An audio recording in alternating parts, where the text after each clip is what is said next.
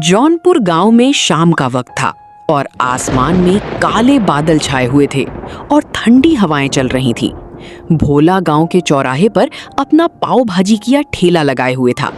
भोला बहुत ही गरीब था। उसके पास बस यही एक ठेला था जिस पे वो पाव भाजी बेचता था। आज तो बारिश का मौसम हो गया है। हे भगवान, आज बारिश मत कराना, वरना मेरा सारा सामान खराब हो जाएगा। अब मेरे पास इतना पैसा भी नहीं है जिससे नया माल खरीद सकूं। मुझे ये सामान हर हालत में बेचना होगा, नहीं तो मुझे कर्जा ही लेना पड़ेगा। थोड़ी ही देर में बहुत जोर से बारिश शुरू हो गई और वो वहां से निकल भी नहीं पाया। उसने अपना ठेला पास ही में एक पेड़ के नीचे लगा लिया और बारिश रुकने का इंतजार करने लगा।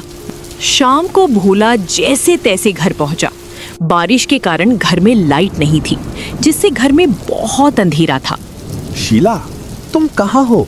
जल्दी बाहर आओ। अरे क्या हुआ? लालटेन जल रही है फिर भी आपको दिखाई नहीं दे रहा है? क्या बताऊं शीला, आज तो बारिश में बहुत बुरा फंस गया। सुबह से शाम तक बारिश बंद ही नहीं हुई। पूरा दिन एक पेड़ के नीचे खड़े होकर निकाल दिया। जब शाम को जाकर बारिश बंद हुई तब जाकर घर आ पाया हूँ। ये तो बहुत बुरा हुआ। बारिश तो सुबह से हो रही थी, इसकी वजह से तो ग्राहक भी नहीं आए होंगे। तुमको ग्राहक की पड़ी है? मैं तो बड़ी मुश्किल से घर आ पाया हूँ। लोग बारिश के कारण घर से निकल ही नहीं रहे और ठेले में पानी भी चला गया, जिसकी वजह से सारा सामान भी खराब हो गया। अब कुछ भी सामान नहीं बचा है, सारा खराब हो गया। ना तो ग्राहक आए और ना ही सामान बचा, सब खराब हो गया। ये तो बहुत बुरी खबर है। घर में बस थोड़ी से ही पैसे बचे हैं। अब उनसे घर चलाएं या ठेला लगाने के लिए और सामान लेकर आएं। मेरे तो कुछ समझ नहीं आ रहा। हे भगवान, तू ये किस चीज का बदला ले रहा है? कुछ तो सहायता करो हमारी। अब चाहे कितने भी पैसे बचे हों, अगर घर चलाना है तो ठेला तो लगाना ही पड़ेगा, फिर चाहे उसके लिए कर्जा ही क्यों ना लेना पड़े। घर चलाना आसान नहीं है, उसके लिए कुछ काम तो करना ही होगा।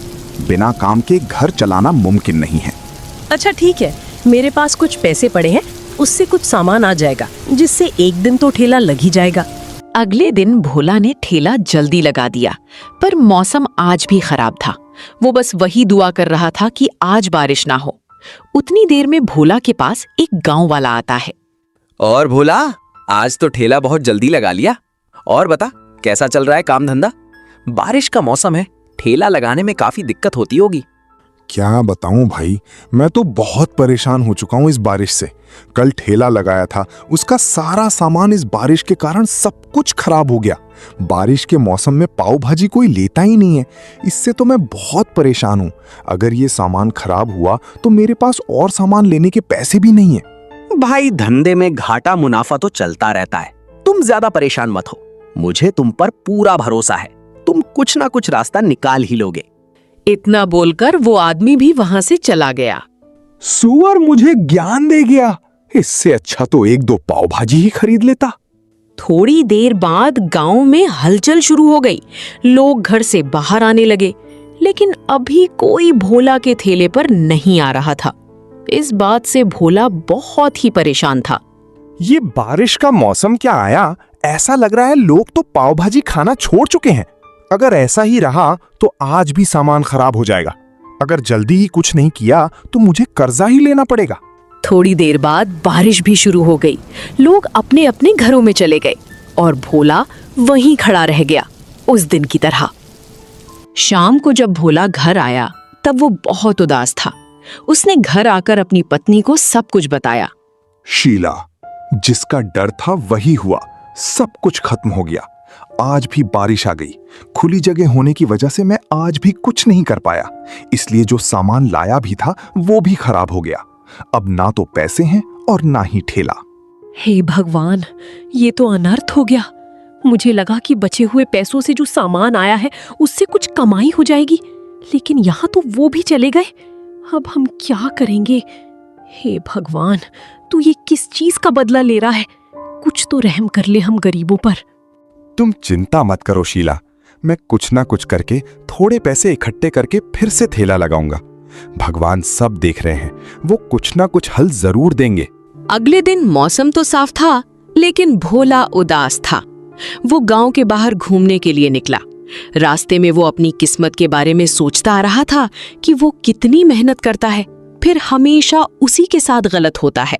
सोचते सोचते वो एक पेड़ के नीचे जाकर बैठ जाता है और काफी देर तक वहीं बैठा रहता है। थोड़ी देर बाद वहां रमेश नाम वाला नौजवान आता है। वो भोला को बैठा देख उससे बात करने लगता है। अरे भाई, मैं बहुत देर से देख रहा हूँ आप यहीं बैठे हैं। क्या बात है? कोई दिक्कत है क्या? मुझे बताइए। अगर मुझसे होगा तो मैं आपकी मदद जरूर करूंगा। भोला उसकी बात सुनकर खड़ा हो जाता है और सारी बात बताने लगता है। अब क्या बताऊं भाई, मेरा नाम भोला है और यहीं पास के गांव में ही पाव भाजी का ठेला लगाता था।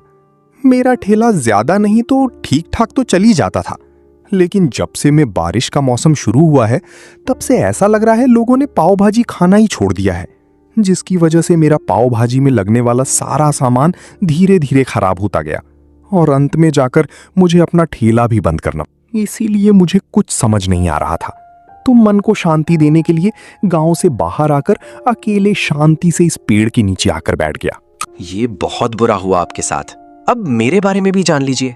मेरा नाम रमेश है और मैं अभी शहर से जॉब छोड़ करके आया हूँ, क्योंकि मुझे अपने गांव में ही अच्छा लगता है और मैं यहीं कुछ काम करूंगा।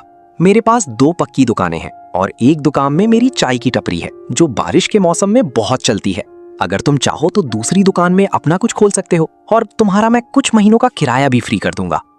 लेकिन भैया, मैं खोलूंगा क्या? मुझे बस पाव भाजी बनाना आती है और वो तो बारिश के मौसम में कोई ले ही नहीं रहा। फिर चाहे मैं दुकान में बेचूं या ठेले पर। वो तो मुझ पर छोड़ दो। कल मुझे बगल के गांव के चौराहे पर मिलो, वहीं मेरी दुकान है। अगले दिन भोला रमेश की बताई हुई जगह पर पहुंच जाता है। वहां जाकर देखता है जगह तो बहुत बढ़िया है और लोग भी उसकी दुकान पर आ रहे हैं। जैसे ही दुकान पे से भीड़ खत्म होती है, भोला उससे बात करने जाता है। तो रमेश भाई, ये तुम्हारी दुकान है? काफी बढ़िया है। आपने मुझे यहाँ क्यों बुलाया है और मुझे क्या काम बताने वाले हैं? थोड़ी ही देर में मैं दुकान बंद करने वाला हूँ, तब तक तुम अंदर बैठो, तब बात करते हैं। तुम्हारे लिए बहुत अच्छा काम ढूंढा है। थोड़ी देर बाद रमेश ने दोनों दुकानें बंद कर दी, क्योंकि दिन में चाय की दुकानदारी कम होती है। चलो मेरे साथ मेरे घर चलते हैं, वहीं चलकर बात करेंगे। रमेश भोला को काम के बारे में बात करने के लिए अपने घर ले आता है। आओ भोला भाई, चारपाई पे बैठो, मैं कुछ खाने पीने को लाता हूँ। नहीं रमेश भाई, धन्यवाद। आप सिर्फ काम बताओ, मुझसे अब और इंतजार नहीं हो रहा है। तो सुनो, काम ये है कि मेरी चाय की दुकान पे काफी भीड़ रहती है और लोग चाय के साथ में पकौड़ों की डिमांड करते हैं। मैं अक्सर दोनों काम नहीं निपटा सकता हूँ, इसलिए मैं किसी को ढूंढ रहा था जो ये काम कर सके, और तुम मिल गए। देखो, दुकान मेरी, सामान भी मेरा, बस तुमको दुकान चलानी है और फायदे का आधा पैसा तुम्हारा होगा।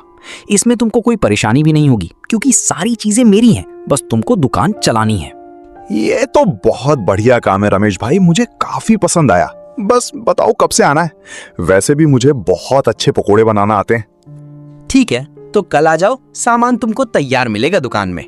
अगले दिन रमेश की चाय की दुकान के सामने भोला ने अपनी पकौड़े की दुकान खोल ली। लोगों को भी चाय के साथ पकौड़े खाना पसंद था, जिससे भोला की दुकान पे ग्राहक पहले ही दिन से आना शुरू हो गए। अरे भाई, पकौड़े तो देखने में स्वादिष्ट लग रहे हैं और महक भी अच्छी आ रही है। अरे भाई, दुकान ही तो नहीं है, स्वाद तो पुराना है। एक बार खाओगे तो बार बार मांगोगे, इतना स्वादिष्ट है।